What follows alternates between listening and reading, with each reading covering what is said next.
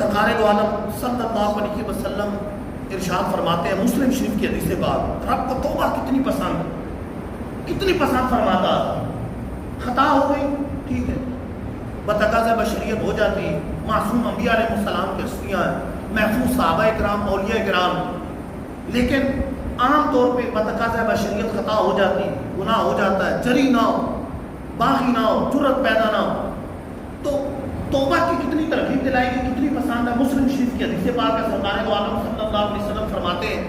مثال دے کے سمجھاتے ہیں کہ ایک مسافر ہے، ریگستانوں کا مسافر ہے، پتھریلی زمین کا مسافر ہے،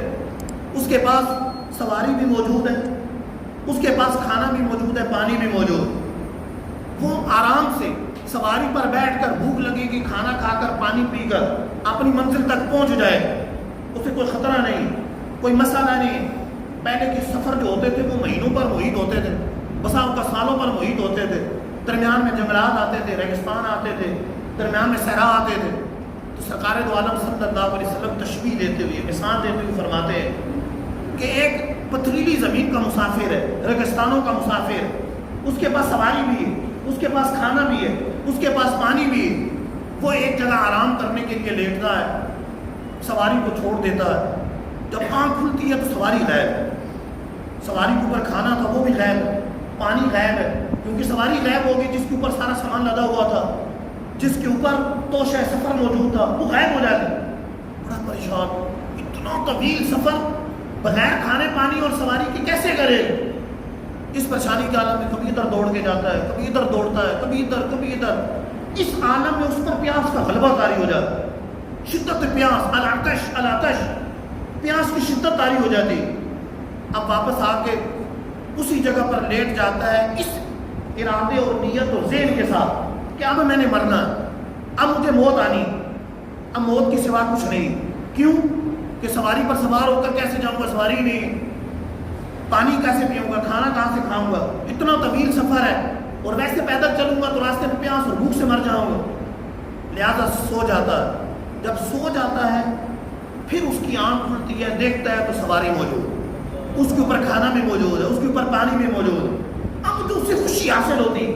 گویا کہ موت کے بعد زندگی مل گئی، اب جو اس سے خوشی ہوتی ہے، سرکار دو عالم صلی اللہ علیہ وسلم فرماتے ہیں بندہ مومن جب رب کی بارگاہ میں توبہ کرتا ہے، رب کو اس بندے سے بڑھ کر خوشی ہوتی ہے۔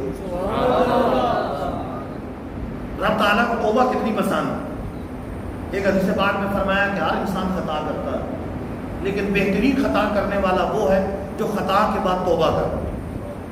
رجوع کر لے، توبہ کر لے، مالک کو بولا مجھ سے گناہ ہو،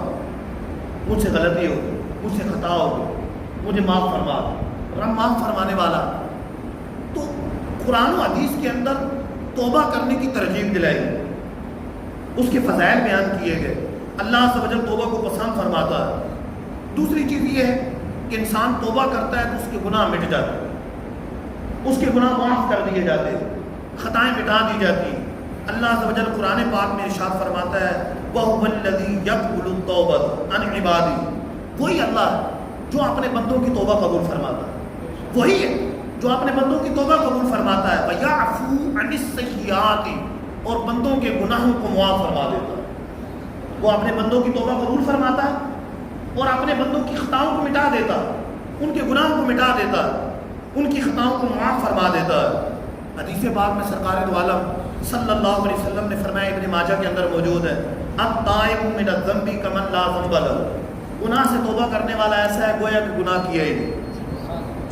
گناہ سے توبہ کرنے والا ایسا ہے گویا کہ گناہ کیا ہی نہیں۔ رب کتنا مہربان، گویا کہ گناہ کیا ہی نہیں، گناہ سے توبہ کرنے والا ایسا ہے۔ انسان جب گناہ کرتا ہے اعضاء گواہ ہو جاتے ہیں، فرشتے صحیفوں میں لکھتے ہیں، فرشتے گواہ ہو جاتے ہیں، زمین گواہ ہو جاتی، در و دیوار گواہ ہو جاتے، جس طرح نیکیوں پر گواہ، اس طرح گناہوں پر گواہ ہو جاتے۔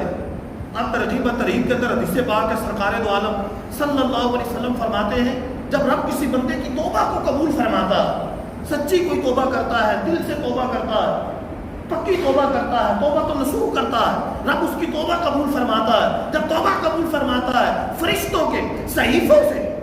فرشتوں کے ذہنوں سے وہ گناہ بھلا دیا جاتا ہے، فرشتے بھول جاتے ہیں، اعضاء کو بھلا دیا جاتا ہے،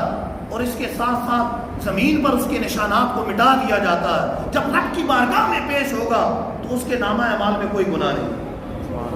مولاي صل وسلم دائما أبدا على حبيبك خير الخلق كلهم.